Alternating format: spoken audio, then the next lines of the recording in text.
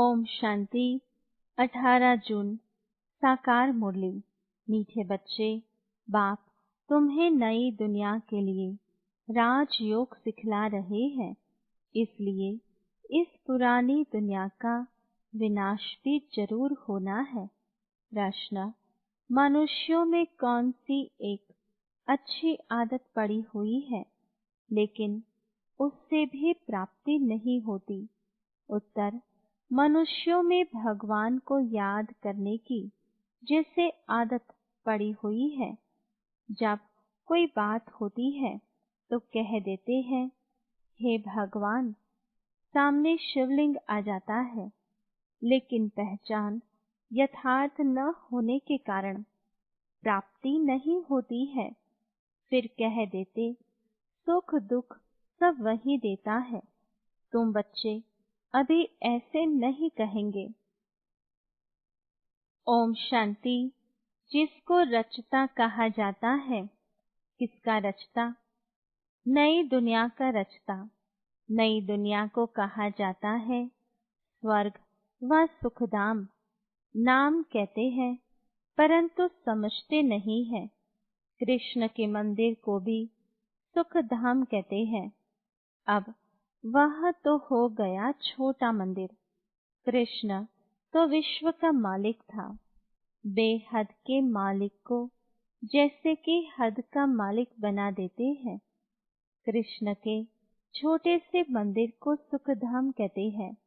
बुद्धि में यह नहीं आता है कि वह तो विश्व का मालिक था, भारत में ही रहने वाला था। तुमको भी पहले कुछ पता नहीं था। बाप को तो सब कुछ पता है। वह सृष्टि के आदि मध्य अंत को जानते हैं। अभी तुम बच्चे जानते हो। दुनिया में तो यह भी किसी को पता नहीं है ब्रह्मा विष्णु शंकर कौन है। शिव तो है ऊंचते ऊंच भगवान। अच्छा, फिर प्रजापिता ब्रह्मा कहाँ से आया? है तो मनुष्य ही। प्रजापिता ब्रह्मा तो जरूर यहाँ ही चाहिए ना, जिससे ब्राह्मण पैदा हो। प्रजापिता माना ही मुख से एडप्ट करने वाला। तुम हो मुख वंशावली। अब तुम जानते हो कि कैसे ब्रह्मा को बाप ने अपना बनाकर मुख वंशावली बनाया है। इसमें प्रवेश भी किया। फिर कहा कि यह हमारा बच्चा भी है। तुम जानते हो ब्रह्मा नाम कैसे पड़ा, कैसे पैदा हुआ, यह और कोई नहीं जानते हैं।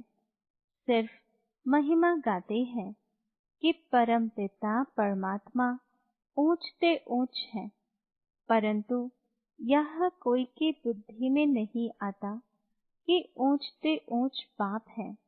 हम सभी आत्माओं का वह पिता है। वह भी बिंदु रूप ही है। उनमें सृष्टि के आदि मध्य अंत का ज्ञान है। यह नॉलेज भी तुमको अभी मिली है। पहले जरा भी यह ज्ञान नहीं था। मनुष्य सिर्फ कहते रहते हैं ब्रह्मा विष्णु शंकर, परंतु जानते कुछ भी नहीं। तो उन्हों को ही समझाना है। अभी तुम समझदार बने हो, जानते हो कि बाप ज्ञान का सागर है, जो हमको ज्ञान सुनाते हैं, पढ़ाते हैं। ये राजयोग है ही सतयुग। नई दुनिया के लिए तो जरूर पुरानी दुनिया का विनाश होना चाहिए। उसके लिए यह महाभारत लड़ाई है। आधा कल्प से लेकर तुम भक्ति मार्ग के शास्त्र पढ़ते आए हो। अब तो बाप से डायरेक्ट सुनते हो। बाप कोई शास्त्र नहीं बैठकर सुनाते हैं। जप तप करना, शास्त्र आदि पढ़ना, यह सब भक्ति है। अब भक्तों को भक्ति का फल चाहिए, क्योंकि मेहनत करते ही हैं। भगवान से मिलने के लिए, परंतु ज्ञान से है सद्गति। ज्ञान और भक्ति दोनों इकट्ठे चल न सके। अभी है ही भक्ति का राज्य, सब भगत है। हर एक के मुख से ओ गॉड फादर जरूर निकलेगा। अब तुम बच्चे जानते हो कि बाप ने अपना परिचय दिया है कि मैं छोटी बिंदु हूँ। मुझे ही ज्ञान का सागर कहते हैं। मुझ बिंदु में सारा ज्ञान भरा है। आत्मा में ही नॉलेज रहती है। अभी तुम बच्चे समझते हो कि उनको परम पिता परमात्मा कहा जाता है। वह है सुप्रीम सोल, अर्थात सबसे ऊंचते ऊंच पतित पावन बाप ही सुप्रीम है ना। मनुष्य कहेंगे तो शिवलिंग ही याद पड़ेगा, वह भी यथार्थ रीति से नहीं। एक जैसे कि आदत पड़ गई है कि भगवान को याद करना है। भगवान ही सुख दुख देता है। अभी तुम बच्चे ऐसे नहीं कहेंगे। तुम जानते हो कि बाप तो सुखदाता है। सतयुग में सुखधाम था, वहाँ दुख का नाम नहीं था। कलयुग में है ही दुख, यहाँ सुख का नाम ही नहीं। ऊंचते ऊंच भगवान, वह है सर्व आत्माओं का बाप। यह किसी को पता नहीं है कि आत्माओं का बाप भी है। कहते भी है हम सब ब्रदर्स हैं, तो जरूर सब एक बाप के बच्चे ठहरे ना। कोई फिर कह देते कि वह तो सर्वव्यापी है, तेरे में भी है, मेरे में भी है। अरे तुम तो आत्मा हो, यह तुम्हारा शरीर है, फिर तीसरी चीज कैसे हो सकती है। आत्मा को परमात्मा थोड़े कहेंगे। जीव आत्मा कहा जाता है, जीव परमात्मा नहीं कहा जाता। फिर परमात्मा सर्वव्यापी कैसे हो सकता। बाप सर्वव्यापी होता तो फिर फादरहुड हो जाता। फादर को फादर से वर्षा थोड़ी मिलेगा। बाप से तो बच्चा ही वर्षा लेता है। सब फादर कैसे हो सकते। इतनी छोटी सी बात भी कोई के समझ में नहीं आती है।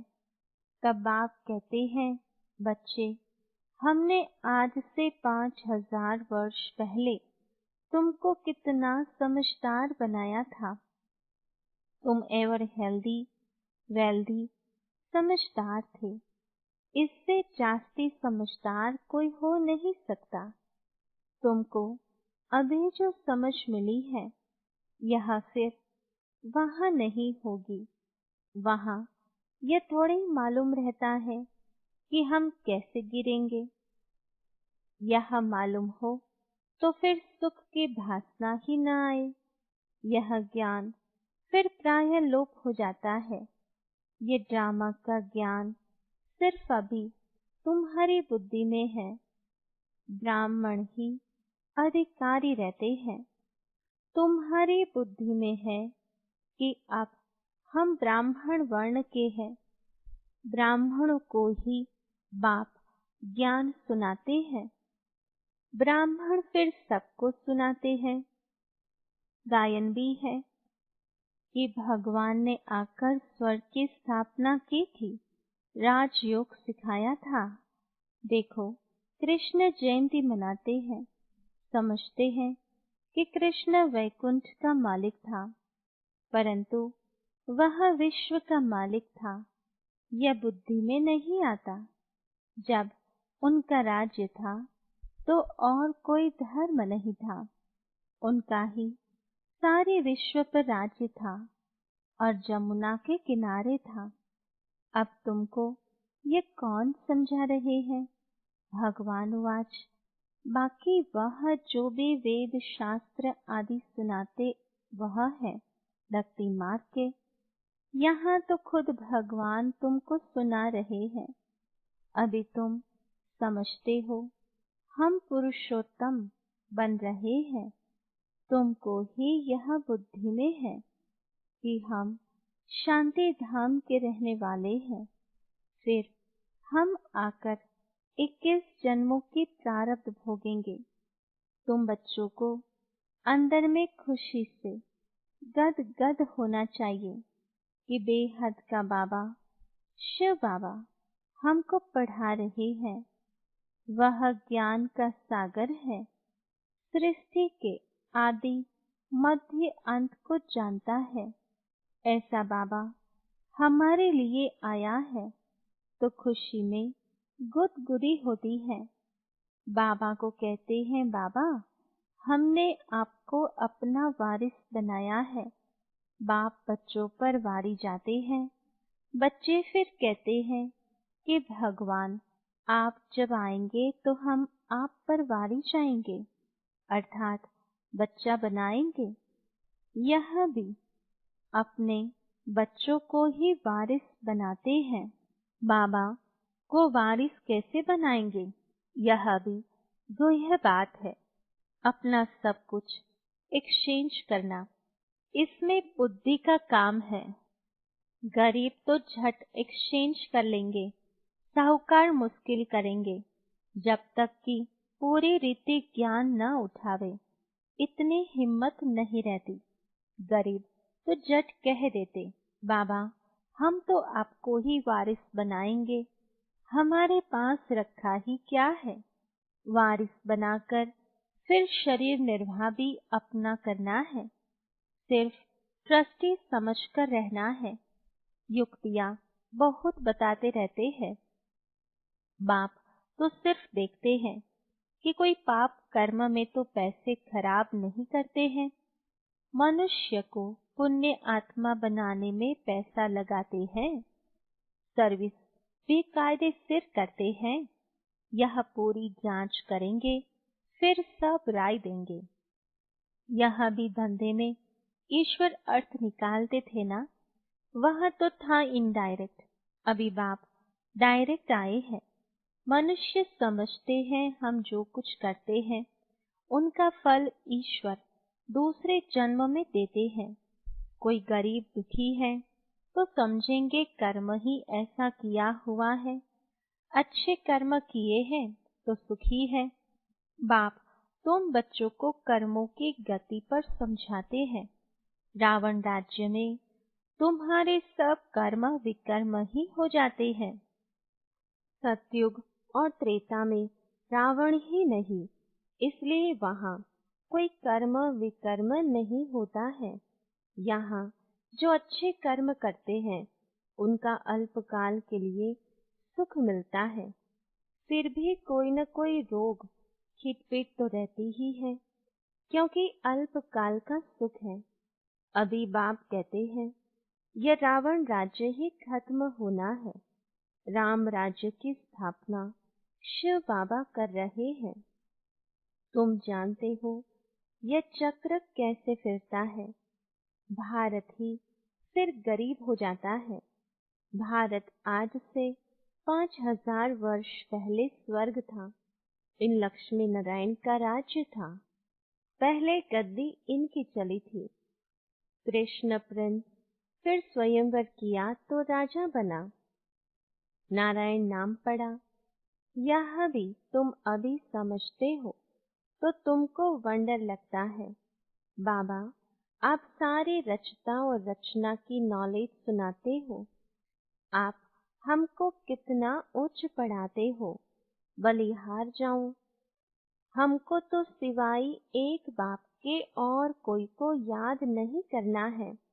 अंत तक पढ़ना है तो जरूर टीचर को याद करना है। स्कूल में टीचर को याद करते हैं ना। उन स्कूलों में तो कितने टीचर होते हैं। हर एक दर्जे का टीचर अलग होता है। यहाँ तो एक ही टीचर है। कितना लवली है। बाप लवली, टीचर लवली। आगे भक्ति मार्ग में अंधश्रद्धा से याद करते थे। अभी तो डायरेक्ट बाप पढ़ाते हैं, तो कितनी खुशी होनी चाहिए। फिर भी कहते बाबा भूल जाते हैं। पता नहीं हमारी बुद्धि आपको क्यों नहीं याद करती है। गाते भी है, ईश्वर की गति मति न्यारी है। बाबा आपकी गति और सदगति की मत तो बड़ी वंडरफुल है। ऐसे बाप को याद करना चाहिए। स्त्री अपने पति के गुण गाती है ना, बड़ा अच्छा है। यह उनकी प्रॉपर्टी है। अंदर में खुशी रहती है ना। यह तो पतियों का पति, बापों का बाप है। इनसे कितना हमको सुख मिलता है, और सबसे तो दुख मिलता है। हाँ, टीचर से सुख मिलता है, क्योंकि पढ़ाई से इनकम होती है। गुरु हमेशा किया जाता है वानप्रस्थ में। बाप भी कहते हैं मैं वानप्रस्थ में आया हूँ। यह भी वानप्रस्थी है, मैं भी वानप्रस्थी। यह सब मेरे बच्चे भी वानप्रस्थी हैं। बाप, टीचर, गुरु तीनों ही इकट्ठे हैं। बाप टीचर भी बनते हैं, फिर गुरु बन साथ ले जाते हैं। उस एक बाप की ही महिमा है यह बातें, और कोई शास्त्र आदि में नहीं है। बाबा हर बात अच्छी रीति समझाते हैं। इनसे ऊंची नॉलेज कोई होती नहीं, न जानने की दरकार रहती है। हम सब कुछ जानकर विश्व के मालिक बन जाते हैं, और जास्ती क्या करेंगे। बच्चों की बुद्धि में यह हो, तब खुशी में और उसी याद में रहे। पुण्य आत्मा बनने के लिए याद में जरूर रहना चाहिए। माया का धर्म है तुम्हारे योग को तोड़ना। योग में ही माया विघ्न डालती है। भूल जाते हो, माया के तूफान बहुत आते हैं। यह भी जामा में नूंद है। सबसे आगे तो यह है, तो इनको सब अनुभव होते हैं। मेरे पास जब आए तब तो सबको समझाओ ना। यह सब माया के तूफान आएंगे। बाबा के पास भी आते हैं, तुमको भी आएंगे। माया का तूफान ही न आए, योग लगा ही रहे, तो कर्मातीत अवस्था हो जाए, फिर हम यहाँ रह न सके। कर्मातीत अवस्था हो जाएगी तो फिर सब चले जाएंगे। शिव की बारात गाई हुई है ना। शिव बाबा आए तब हम सब आत्माएं जाए। शिव बाबा आते ही है सबको ले जाने। सतयुग में इतनी आत्माएं थोड़ी होंगी। अच्छा, मीठे मीठे सिकिलदे बच्चों प्रति माता पिता बाप दादा का याद प्यार और गुड मॉर्निंग। रूहानी बाप की रूहानी बच्चों को नमस्ते। रूहानी बच्चों की रूहानी बाबा को याद प्यार गुड मॉर्निंग और नमस्ते। धारणा के लिए मुख्य सार। पहली पॉइंट, शिव बाबा को अपना वारिस बनाकर सब कुछ एक्सचेंज कर देना है। वारिस बनाकर शरीर निर्वाह भी करना है। ट्रस्टी समझ कर रहना है। पैसे कोई भी पाप कर्म में नहीं लगाने हैं। दूसरी बात, अंदर खुशी में गुदगुदी होती रहे कि स्वयं ज्ञान का सागर बाबा हमको पढ़ा रहे हैं। पुण्य आत्मा बनने के लिए याद में रहना है। माया के तूफानों से डरना नहीं है। वरदान, रूहानियत की स्थिति द्वारा व्यर्थ बातों का स्टॉक खत्म करने वाले खुशी के खजाने से संपन्न भव। विस्तार, रूहानियत की स्थिति द्वारा व्यर्थ बातों के स्टॉक को समाप्त करो, नहीं तो एक दो के अवगुणों का वर्णन करते बीमारी के जर्म्स वायुमंडल में फैलाते रहेंगे। इससे वातावरण पावरफुल नहीं बनेगा। आपके पास अनेक भावों से अनेक आत्माएं आएंगी, लेकिन आपकी तरफ से शुभ भावना की बातें ही ले जाए।